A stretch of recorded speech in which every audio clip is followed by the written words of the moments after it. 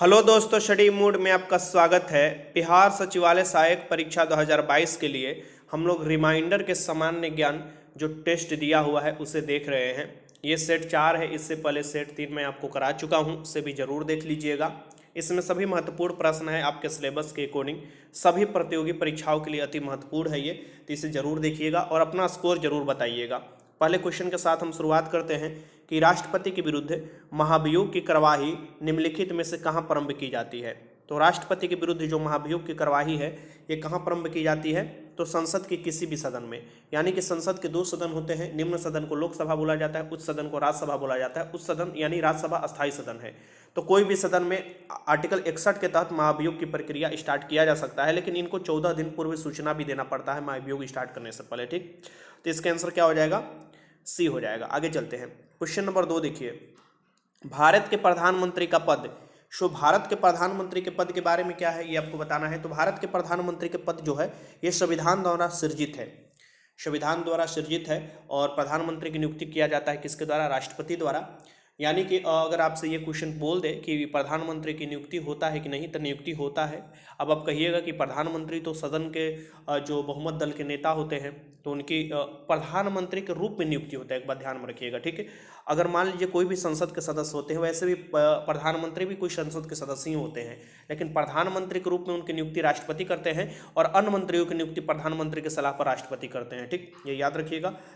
आगे है कि भारत के प्रधानमंत्री संविधान द्वारा पद सृजित है। क्वेश्चन नंबर 3 देखिए, निम्नलिखित में कौन सा पर्वत भारत के केवल एक ही राज्य में है। इसमें से कौन सा पर्वत है जो कि भारत के केवल एक ही राज्य में है, तो वो हो जाएगा अजंता। अजंता की पर्वत है जो भारत के सिर्फ एक ही राज्य में है। यहाँ पर देखिएगा महाराष्ट्र पड़ता है, यहीं पर अजंता और एलोरा का गुफा भी मिलता है और आपको अजंता का आपको मिलता है ये पर्वत भी। ठीक, तो ये आपको सी बी हो जाएगा इसके आंसर।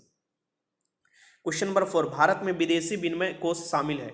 भारत में जो विदेशी विनिमय कोष शामिल है, विदेशी विनिमय कोष में कौन कौन शामिल है, तो स्वर्ण यानी कि सोना शामिल है, विदेशी मुद्रा परिसंपत्ति शामिल है और एसडीआर शामिल है। तो उपरोक्त में से सभी हो जाएगा, इसका आंसर क्या हो जाएगा, डी हो जाएगा। क्वेश्चन नंबर 5 देखिए, क्रायोलाइट किस धातु का अयस्क है। जो क्रायोलाइट है ये किस धातु का अयस्क है, तो क्रायोलाइट हुआ, बक्साइट हुआ, कोरडम हुआ, ये एल्युमिनियम के अयस्क होते हैं, ये याद रखिएगा। जैसे कि फिर से मैं बता देता हूँ, बक्साइट हुआ, कोरडम हुआ, क्रायोलाइट हुआ, फ्लेस्पार हुआ, ये सब आपको एल्युमिनियम के अयस्क होते हैं। मुख्यतः आप देखिएगा बक्साइट का ही नाम देता है एल्युमिनियम, क्योंकि ज़्यादा वहीं से निकलता है। क्वेश्चन नंबर 6 देखिए, द्रवित ब्यूटेन और आइसोब्यूटेन का मिश्रण कहलाता है। द्रवित ब्यूटेन और आइसोप्रोपेन यहाँ पर होना चाहिए था, और इसका जो आपको मिश्रण कहलाता है ये आपको एलपीजी कहलाता है, यानी कि लिक्विफाइड पेट्रोलियम गैस, जो आपको समान रूप से आपके घर में जो आता है गैस, उसमें आपको ब्यूटेन और प्रोपेन होता है। ठीक, तो इसका आंसर क्या हो जाएगा, सी हो जाएगा। प्रोड्यूसर गैस किसे बोला जाता है, ये भी आपसे क्वेश्चन पूछता है। इसमें क्या होता है, तो इसमें CO+N2 होता है। और मीथेन गैस तो आप जानते ही हैं, CH4, मार्स गैस भी इसे बोला जाता है। क्वेश्चन नंबर 7 देखिए, विटामिन ए का रासायनिक नाम है। मार्स गैस CH4 को बोला जाता है, कंफ्यूजन नहीं होना चाहिए। विटामिन ए का रासायनिक नाम है, तो विटामिन ए का रासायनिक नाम टेकोफेरोल है। क्या है, टेकोफेरोल है। अब विटामिन ए का आपको रासायनिक नाम है रेटिनोल। विटामिन B1 का थायमिन नाम है। कैल्सीफेरोल विटामिन डी का नाम है। ठीक, और एस्कॉर्बिक एसिड विटामिन सी, आप सभी लोग जानते हैं। क्वेश्चन नंबर 8 देखिए, सोरा जो बारूद बनाने में काम आता है का रासायनिक नाम है। सोरा जो बारूद बनाने में काम आता है, इसका रासायनिक नाम क्या है, तो पोटेशियम नाइट्रेट है। पोटेशियम नाइट्रेट इसका रासायनिक नाम है, इसे भी आपको याद करना होगा। यहाँ से क्वेश्चन अगर बनता है तो आप आराम से आप लगा लीजिएगा। ठीक, आगे चलते हैं, आगे देखते हैं क्वेश्चन अच्छा है, और ऐसे ही क्वेश्चन एग्जाम में आपका आता है। क्वेश्चन नंबर 9 देखिए, भारतीय राष्ट्रीय कांग्रेस का प्रथम अधिवेशन किसकी पदावधि में हुई। भारतीय राष्ट्रीय कांग्रेस का स्थापना 1885 में हुआ था, एवं ऑक्टोबियन हुरुम ने किया था, और इस समय लॉर्ड डफरिन थे, और उसी समय अध्यक्षता पहली जो हुआ था अधिवेशन हुआ था, उमेश चंद्र बनर्जी ने पहला अध्यक्षता किया था। तो ये लॉर्ड डफरिन के शासनकाल में हुआ था। 9 के आंसर क्या हो जाएगा, बी हो जाएगा। क्वेश्चन नंबर 10, पानीपत के तृतीय युद्ध के समय मराठा पेशवा कौन था। पानीपत के तृतीय युद्ध के समय मराठा पेशवा था, ये बालाजी बाजीराव थे। ठीक, तो इसका आंसर क्या हो जाएगा, ए हो जाएगा। 10 का आंसर ए। 1761 में हुआ था तृतीय युद्ध पानीपत का, 1526 में पहला युद्ध हुआ था पानीपत का, और 1556 में दूसरा युद्ध हुआ था पानीपत का। क्वेश्चन नंबर 11 देखिए, सोनार अधिकांशतः प्रयोग में लाए जाने वाला है। सोनार जो होता है, सोरान हुआ, रडार आप देखिएगा पृथ्वी के ऊपर वाला जो वस्तु आपको देखने में जो पता चल जाता है कि कहाँ पर कौन सा वस्तु उड़ रहा है या कौन सा उसका स्थिति है, रडार द्वारा। पानी में देखिएगा यानी कि समुद्र में देखिएगा नौ संचालकों द्वारा उपयोग किया जाता है सोनार का, ठीक। तो 11 का आंसर क्या हो जाएगा यहाँ पर, डी हो जाएगा। क्वेश्चन नंबर 12, गांधी जी ने दांडी यात्रा प्रारंभ की थी। तो गांधी जी ने जो दांडी यात्रा प्रारंभ की थी, ये आपको सबसे पहला आप देखिएगा 1917 में ये स्टार्ट किया गया था बिहार के चंपारण से। तो माफ़ कीजिएगा, ये दांडी यात्रा के बारे में पूछ रहा है, हमें चंपारण ये दिखाई दे दिया तो मैं ये बताने लगा आपको। और सबसे पहला इनका सत्याग्रह चंपारण था, वो मैं बता रहा था आपको। सो दांडी यात्रा अगर मैं बता दूं, ये शुरुआत किया गया था साबरमती आश्रम से, कन्फ्यूजन नहीं होना चाहिए। और दांडी मात्रा में अब देखिएगा दांडी यात्रा में क्या हुआ था इसमें, तो इसमें जो महात्मा गांधी थे साबरमती आश्रम से लेकर दांडी तक गए थे। और ये डेट भी आपसे पूछता है, तो डेट भी याद रखिएगा, मैं आपको बता देता हूँ कि वो कब गए थे। तो ये आपको 12 मार्च 1930 से गए थे, शुरुआत किए थे। और 6 अप्रैल 1930 को ये आपको नमक उठाकर दांडी पहुंचकर और ये नमक वाला कानून तोड़ते हैं। और वहीं से जैसे ही नमक उठाकर कानून तोड़ते हैं, यानी कि नमक कानून का उल्लंघन करते हैं, वैसे ही आपको सविनय अवज्ञा आंदोलन की शुरुआत हो जाता है। ये हो जाएगा, इसका बी हो जाएगा। ये दांडी पहुंचे थे, साबरमती से दांडी पहुंचे थे, ठीक। और सबसे पहला सत्याग्रह में तो इनका चंपारण सत्याग्रह 1917 वाला आता है, जो नील के तिनकठिया व्यवस्था के विरुद्ध था। और ये बिहार के पश्चिमी चंपारण आप देखिएगा, अभी तो पश्चिमी पूर्वी चंपारण दोनों अलग अलग है 1972 से। आगे देखिए क्वेश्चन नंबर 13, कंप्यूटर में पासवर्ड सुरक्षा करता है। जो कंप्यूटर में पासवर्ड है किसका सुरक्षा करता है, तो तंत्र के अनधिकृत अभिगमन से, तंत्र के अनधिकृत अभिगमन से कि कोई छेड़छाड़ ना करे। तो इसका आंसर क्या हो जाएगा, 13 के आंसर सी। क्वेश्चन नंबर 14 देखिए, क्रायोजेनिक इंजन में नोदक के रूप में क्या प्रयोग होता है। सो क्रायोजेनिक इंजन में नोदक के रूप में क्या प्रयोग होता है, ये आपको बताना है, ठीक। इसमें जो प्रयोग होता है नोदक के रूप में आप देखिएगा, तो ये होता है द्रव हाइड्रोजन और द्रव ऑक्सीजन का, बहुत कम ताप पर। तो इसका आंसर क्या हो जाएगा, सी हो जाएगा। क्वेश्चन नंबर 15, चुंबकीय भूमध्य रेखा पर नीति कोण कितना होता है। तो चुंबकीय भूमध्य रेखा पर पूछ रहा है, नीति कोण 0 डिग्री होता है। सो 15 का आंसर बी। क्वेश्चन नंबर 16, पृथ्वी के गोलाकार छाया चंद्रमा पर पड़ती है। सो पृथ्वी के जो गोलाकार छाया यानी कि चंद्र ग्रहण के बारे में ये बता रहा है, ठीक। गोलाकार छाया यानी कि पृथ्वी की छाया पड़ रहा है, यानी कि सूरज और चंद्रमा के बीच में पृथ्वी आ चुका है, और ये क्या होता है, तो चंद्र ग्रहण होता है। और चंद्र ग्रहण कब लगता है, तो ये चंद्र ग्रहण के समय ये बताता है, तो पूर्णिमा को लगता है, और सूर्य ग्रहण अमावस्या को। तो ये इसका आंसर क्या हो जाएगा, 16 का आंसर ए हो जाएगा आराम से। क्वेश्चन नंबर 17, मनुष्य के शरीर में सबसे छोटी ग्रंथि है। सो मनुष्य के शरीर की सबसे छोटी ग्रंथि कौन सा है, तो ये ऑप्शन के अकॉर्डिंग प्यूटरी ग्रंथि हो जाएगा, ठीक। 17 का आंसर क्या हो जाएगा यहाँ पर, सी। मास्टर ग्लैंड भी इसे बोला जाता है। क्वेश्चन नंबर 18 देखिए, यूरिया किसके द्वारा रक्त से पृथक किया जाता है। सो यूरिया जो है ये किसके द्वारा रक्त से पृथक किया जाता है, ये आपको बताना है। क्वेश्चन नंबर आपके सामने है 18, ठीक। तो यूरिया गुर्दा के द्वारा रक्त से पृथक किया जाता है, गुर्दा यानी कि आपका किडनी, ठीक। तो ये भी याद रखिएगा, इसका आंसर क्या हो जाएगा, गुर्दा। 18 का आंसर डी। क्वेश्चन नंबर 19 देखिए, विश्व मानक दिवस किस तिथि को मनाया जाता है। सो विश्व मानक दिवस जो मनाया जाता है ये 14 अक्टूबर को मनाया जाता है, B. Question number 20, Mahatma Gandhi के मूल आत्मकथा किस भाषा में लिखी गई। जो महात्मा गांधी अपना मूल आत्मकथा लिखे थे, ये किस भाषा में लिखे थे, तो वो आपको बताना है। ये अंग्रेजी में लिखे थे, एक्सपेरिमेंट विथ ट्रूथ आप जानते ही रहे। क्वेश्चन नंबर 21 देखिए, भारतीय राष्ट्रीय आय में किस क्षेत्र का सर्वाधिक योगदान है। सो भारतीय राष्ट्रीय आय में या भारतीय अर्थव्यवस्था में देखिएगा कौन सा क्षेत्र का सबसे अधिक योगदान है, ये पूछ रहा है आपको। तो ये तृतीय क्षेत्र यानी सेवा क्षेत्र का है, ठीक। इसका आंसर क्या हो जाएगा, सी। प्राथमिक क्षेत्र में कृषि उर्षि आता है, द्वितीय क्षेत्र में उद्योग। क्वेश्चन नंबर 22 देखिए, काराकोरम उच्च मार्ग किन दो देशों को जोड़ता है। जो काराकोरम उच्च मार्ग है ये किन दो देशों को जोड़ता है, तो ये आपको पाकिस्तान और चीन को जोड़ता है अभी। तो यहाँ पर कहाँ ऑप्शन में है, पाकिस्तान चीन, बी हो जाएगा। क्वेश्चन नंबर 23 देख लीजिए, बुद्ध का महापरिनिर्वाण किस महाजनपद के राजधानी में हुआ। महापरिनिर्वाण मतलब इनका देहांत हुआ, यानी कि इनका मृत्यु जो हुआ था, ये मल्ल की राजधानी कुशीनगर में हुआ था।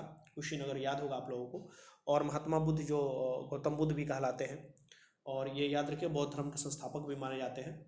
और सबसे अधिक ये जो अपना उपदेश दिए थे ये श्रावस्ती में दिए थे, और आपको ये साधारण पाली भाषा में उपदेश अपना दिया करते थे कि जन सामान्य लोगों को समझ में आए। तो ये इसका हो जाएगा, इसका यहाँ पर आप देख सकते हैं इसमें कोई नहीं दिया हुआ है ऑप्शन, नहीं, यहाँ पर दिया हुआ है, कुशीनगर दिया हुआ है, मल की राजधानी कुशीनगर, बी हो जाएगा यहाँ पर। और सबसे पहला उपदेश इन्होंने दिया था सारनाथ में, वाराणसी के नज़दीक सारनाथ पड़ता है, उसे धर्मचक्र प्रवर्तन कहा गया, और इनको ज्ञान की प्राप्ति बोधगया में हुआ था, बिहार के। धम्म शब्द से अशोक का निम्नलिखित में से क्या अभिप्राय है? धम्म शब्द से अशोक का निम्नलिखित में से क्या अभिप्राय है, ये आपको बताना है। तो धम्म शब्द का अशोक का अभिप्राय जीवों के प्रति अहिंसा से है, ठीक है, जीवों के प्रति अहिंसा से है, तो सी हो जाएगा। क्वेश्चन नंबर 25, रेफ्रिजरेटर में जल को ठंडा करने के लिए कौन सी गैस प्रयुक्त की जाती है? रेफ्रिजरेटर में जल को ठंडा करने के लिए कौन सी गैस प्रयोग किया जाता है? अमोनिया।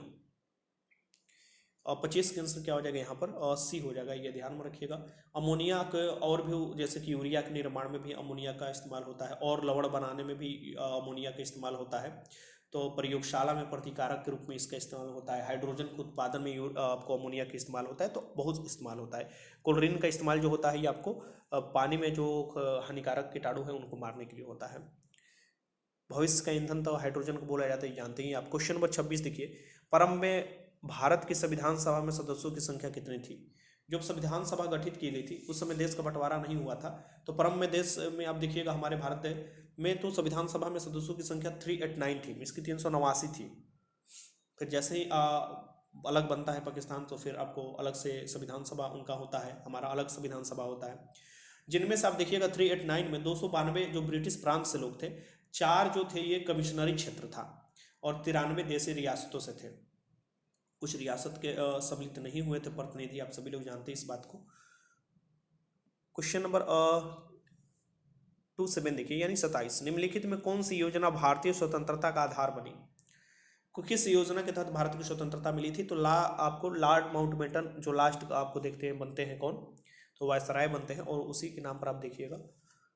यहाँ पर माउंटबेटन योजना, ठीक। तो 27 के आंसर यहाँ पर आराम से आप लगा लीजिएगा, बी।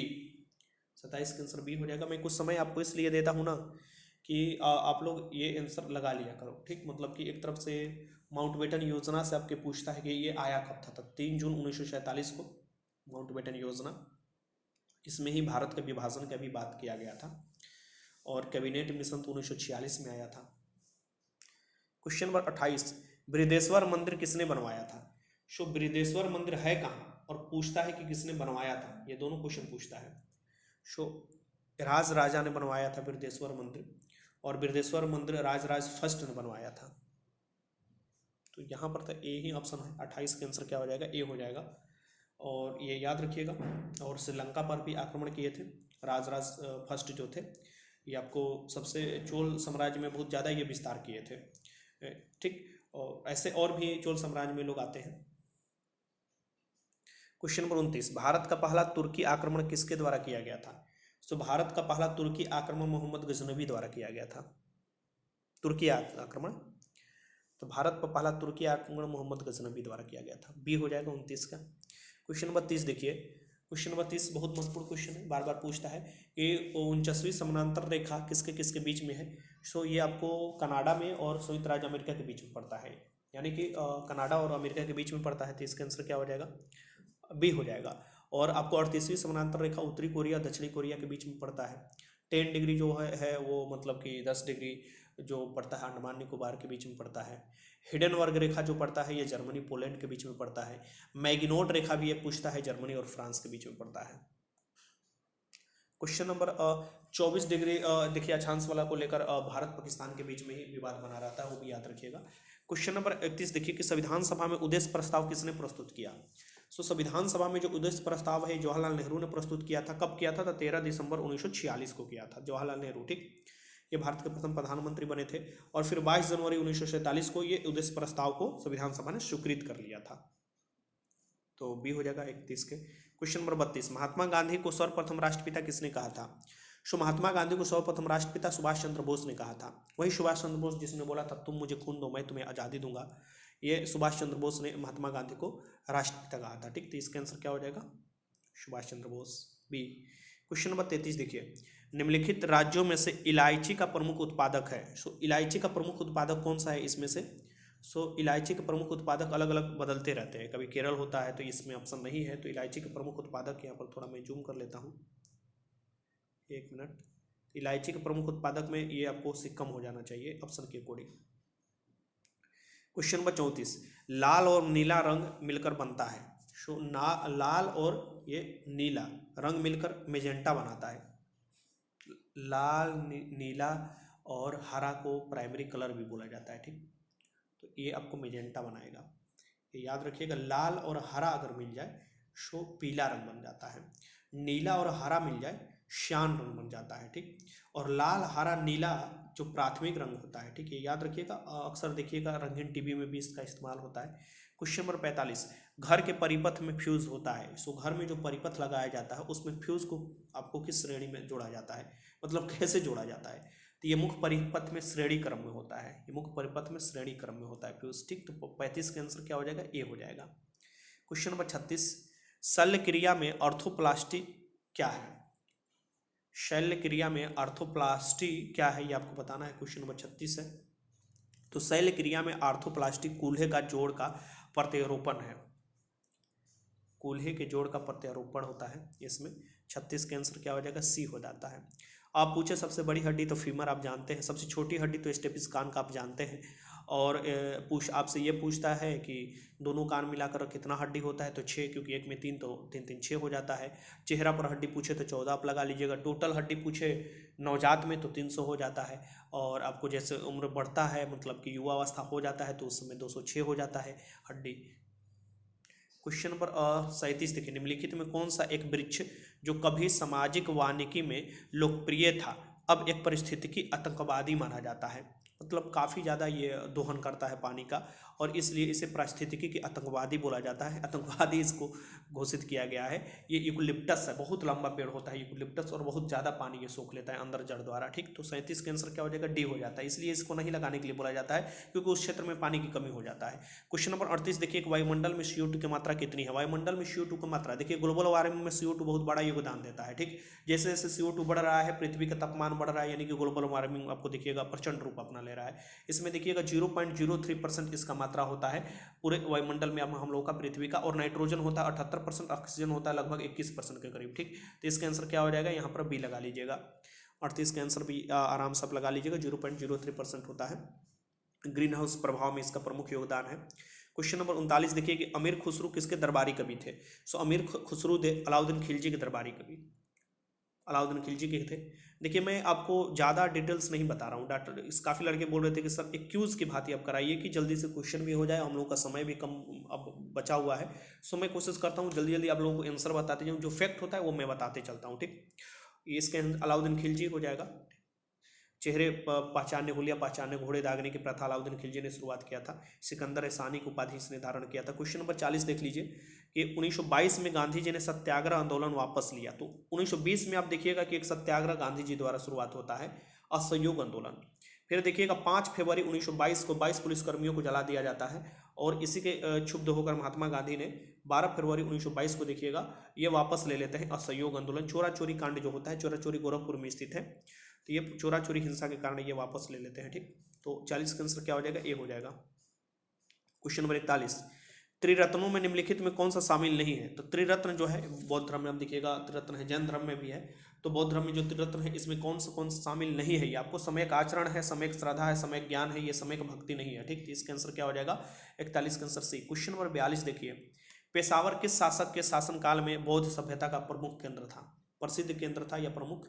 पेशावर के बारे में बात हो रहा है, तो पेशावर किस शासक के शासनकाल में बौद्ध सभ्यता का प्रसिद्ध केंद्र था, ये बताना है। क्वेश्चन नंबर 42 है, तो यह था कनिष्क के शासनकाल में। कनिष्क के आप देखिएगा कि चौथा बौद्ध संगीति होता है कुंडलग्राम कश्मीर में, आप देखिएगा तो अब देखिएगा इसका आंसर क्या हो जाएगा, सी हो जाएगा। और इसी के समय देखिएगा पेशावर जो होता है ये बौद्ध का प्रमुख केंद्र बन जाता है। क्वेश्चन नंबर 43 देखिए, मोहम्मद तुगलक ने किस वर्ष अपनी राजधानी दिल्ली से दौलताबाद परिवर्तित की थी। मोहम्मद आपको देखिएगा बिन तुगलक की बात हो रहा है, ठीक। तो इसने कब्ज की थी तो 1327 में, ठीक। सांकेतिक मुद्रा भी चलाया था, वो भी फेल हो गया था। खुरासन का आपको विकरण भी किया गया था, यानी खुरासन की तरफ अभियान भी। तो इसका बहुत सा ऐसा चीज़ है जो कि लेकिन बहुत पढ़ा लिखा था, एक बार ध्यान में रखिए, बहुत शिक्षित था, लेकिन बैड लक कहिए। 43 का आंसर भी हो जाएगा। मोहम्मद बिन तुगलक के बारे में ये बात हो रहा है। क्वेश्चन नंबर 44 देख लीजिए, थोड़ा इसे मैं यहाँ सजा देता हूँ। क्वेश्चन नंबर 44 है, सल्तनत काल में मालगुजारी के हिसाब किताब पटवारी देखता था। राजकीय आय व्यय की वसूली का कार्य निम्नलिखित में कौन करता था? सल्तनत काल में मलगुजारी जो होता है, ये पटवारी, आज भी पटवारी का भर्ती होता है, आप लोग जानते हैं। राजकीय आय व्यय की वसूली जो करता था वो कौन था, ये आपको बताना है। राजकीय आय व्यय की जो वसूली देखता था उसे हम लोग बोलते दीवान वजारत। तो ये 44 का आंसर क्या हो जाएगा यहाँ पर? डी हो जाएगा। क्वेश्चन नंबर 45 देखिए, निम्नलिखित में से किस भक्त या संत को उत्तर एवं दक्षिण भारत के बीच सेतु माना जाता है? किस संत को उत्तर और दक्षिण भारत के बीच सेतु माना जाता है, ये आपको बताना है। तो इनका नाम है रामानुज। 45 का आंसर क्या हो जाएगा यहाँ पर? सी हो जाएगा। रामानुज को उत्तर और दक्षिण भारत के बीच सेतु माना जाता है। उन्होंने राम और अपना आराधना माना था, राम जी को, और जन्म इनका हुआ था लगभग, आपको देखिएगा 1016 में इनका जन्म हुआ था। ठीक, मद्रास में आपको हुआ था, परम्बूर नामक स्थान पर हुआ था। तो ये याद रखिएगा। आगे चलते हैं। क्वेश्चन नंबर 46, शाहजहां की माँ एक राजपूत थी, वह किस राज्य से संबंधित थी? शाहजहां की माँ एक राजपूत थी, वो किस से संबंधित थी, आपको बताना है। तो ये मारवाड़ से संबंधित थी। शाहजहां की माँ राजपूत थी, वो किस राज्य से संबंधित है? मारवाड़। शाहजहां ये थे अकबर का बेटा था। क्वेश्चन नंबर 47 देखिए, निम्नलिखित में से किस शासक को दक्षिण भारत में चोलों का वास्तविक संस्थापक माना जाता है? सो किस शासक को चोलों का वास्तविक संस्थापक माना जाता है, ये आपको बताना है। क्वेश्चन नंबर 47 है, तो ये हो जाएंगे परांतक फर्स्ट। 47 का आंसर पहला हो जाएगा। क्वेश्चन नंबर 48 है कि ध्वनि का प्रभाव कान में कितने समय तक रहता है?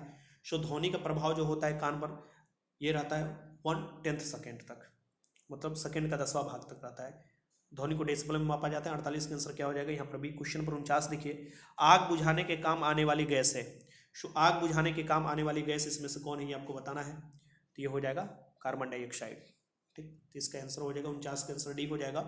आपको देखिएगा, आराम से लगा लीजिएगा। बुझाने वाली गैस जो है कार्बन डाइऑक्साइड है, और इसका सोडा वाटर में भी, हार्ड स्टील के निर्माण में भी किया जाता है इस्तेमाल CO2 का, कार्बन डाइऑक्साइड का ये। क्वेश्चन नंबर 50 देखिए, अरविंद खुराना को किस खोज के लिए नोबेल पुरस्कार मिला? ये भारतीय थे। ये अरविंद खुराना को किसके लिए मिला था, तो ये आपको बताना है। तो अरविंद खुराना को आनुवांशिक कोड के लिए नोबेल पुरस्कार मिला था, जीन संश्लेषण। तो ये 50 का आंसर क्या हो जाएगा? ए हो जाएगा। टोटल 50 क्वेश्चन कराया। आप बताइए कितने क्वेश्चन सही किए। वीडियो अच्छा लगा तो लाइक कीजिएगा। कोई भी डाउट है कमेंट बॉक्स में लिख सकते हैं। वीडियो देखने बहुत बहुत धन्यवाद।